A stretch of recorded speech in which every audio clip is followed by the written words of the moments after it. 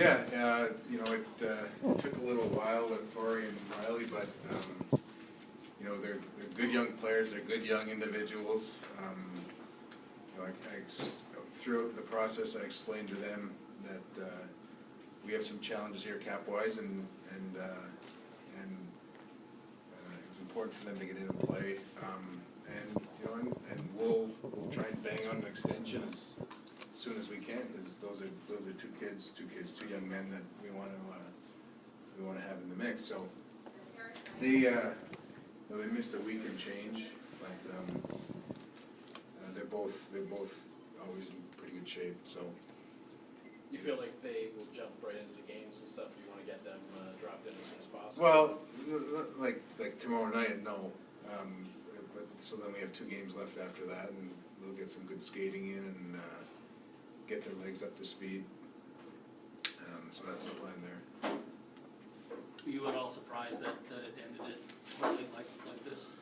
It seemed like it was going in the wrong direction. You know, not really. I had inklings that things were coming around a little bit.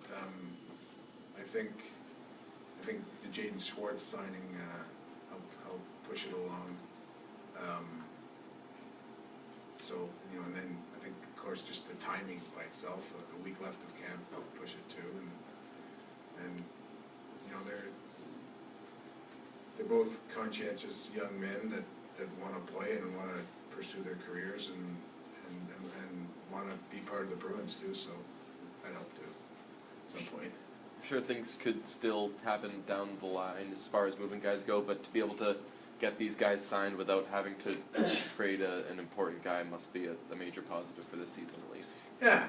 You know, there's still housekeeping to do from a numbers perspective. Yeah, it's good. You know, this is a business, and you've got to put a roster in place, and you have to put a winning roster in place, and that's still a challenge that we have, and we always have, and it'll remain a challenge. Do you think, based on what Anton Thun said, that there was a little misunderstanding or communications issue between the 2 parties about how this might end up being resolved, where they thought you were going to clear space just to get money to give them more money? I don't know, Steve. Like, I don't want to. I just, you know what? I just think these are tough contracts when they come out of, especially where they came out of from the contractual rights perspective, and you know, chicken and egg, which comes first? Like, you know, we do have challenges cap-wise. They do have, you know, they did have their contracts were expired. So I don't know. I saw that. You know, like I'm sure that's a lot of people were writing about that. I'm sure that's what a lot of people thought. It never really entered my mind. Do you, from a player production standpoint, how maybe can this benefit you getting stuff from them, only that because it's a 1 year at this point? Well, it certainly, I mean, I think both sides assume some risk and both sides benefit. They walk right into arbitration, and that's the certainty of a deal. And they both put up good numbers, and so they have good cases. So, and you know, from our perspective, it helps us from a planning perspective this year. But you know, we risk a higher number next year, so I'm okay with that. I'm okay with that. So it's a two-way street, but both sides benefit. Both sides assume some risk. The housekeeping that you talked about, does that include still wanting to do a deal? Can you just shift over? Sorry, I'm looking right into this light. Does that still include wanting to do a deal before the season starts to get a little more flexibility cap? I know you can get under, but it doesn't seem like there'd be a ton of space there. You know, there's. I know the capologists out there like to speculate in that. That would be prudent. That would be the most prudent. I'm not going to force anything. So. Has there been a lot of conversation? You know, there's been normal stuff that you would expect in the first half of camp. Nothing. But we've got, like, our players are good players. Like, they've had success, and you know, I hate to move any of them. obviously you want both guys in camp from the start, but I think you're able to get something out of the situation in terms of maybe giving one of those right wings a shot, or the Ds who don't want to get moved, maybe they felt the competition jacked up during the preseason. Did you see it kind of manifest? Well, I've seen some bubbling up of some right wing candidates here. Like I think Fraser's had a good camp, and Corral's had a good camp.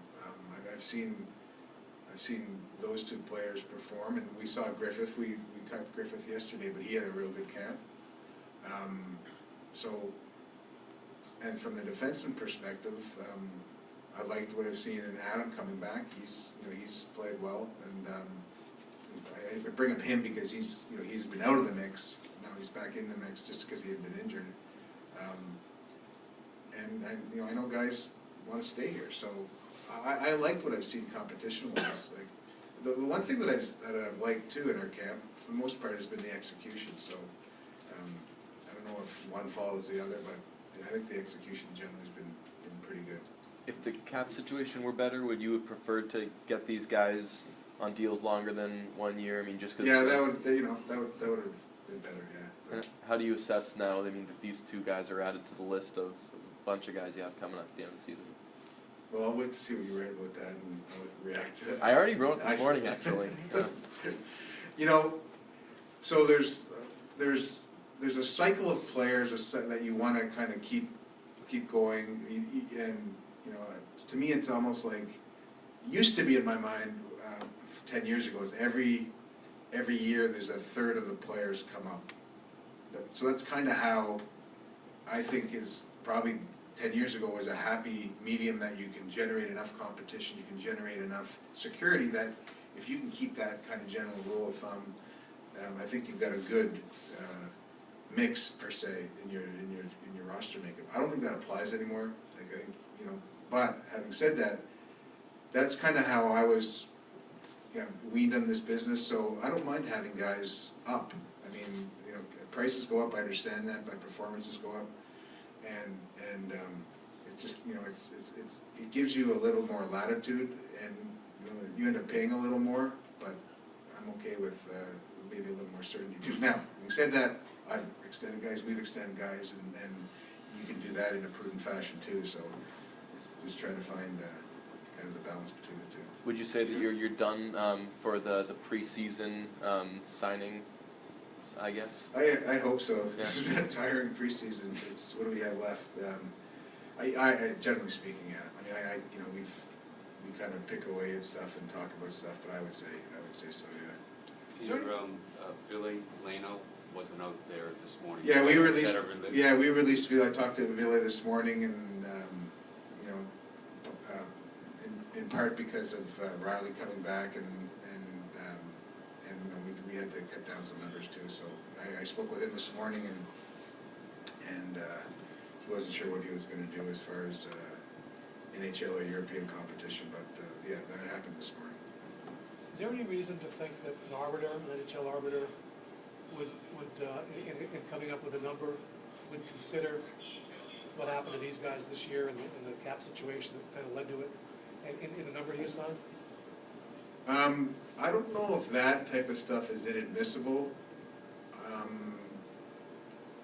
The history of negotiations is inadmissible in an arbitration, so that might fall into that category. I mean, both sides get very creative when you get to a arbitration, so it wouldn't surprise me if that gets brought up either in a brief or in some shape or form. So, I mean, there's a lot of ways to skin a cat in an arbitration. It wouldn't surprise me if that came up. We'll take two more, Peter. They didn't have rights, so to speak, just given their contract situation, but did they come across you, or did they send a message to you that they think they may be doing guys helping you out this year, and perhaps seeing if they can get paid down the road? Get paid what? Just get paid down the road. Yeah, no, that's certainly, listen, this is like, I've explained to them throughout the process that, like, these are two players that we'd like to keep. I said, just, please be patient with us, and we'll hammer away at it as soon as we can, like, to try and keep these guys. So that means, you know, right away, and a one-year deal, you right away and you work at it and you can try and get something done, so. Yeah, no, it was, so in the context of keeping them, yeah, these are two players that are good performers for us and they're young, and young legs are good in this business. Do you think for young guys, I mean, that could be a tough message to send, and they've got all these people in their ears, do you think they understood that message at the end of the day, that you guys were in such a bind? Well, it was part of the whole communication, and they have, you know, they have the right to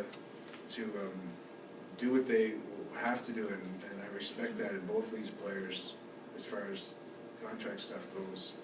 I think they understand what we're trying to do here, and you know, I think when you look at some of the guys that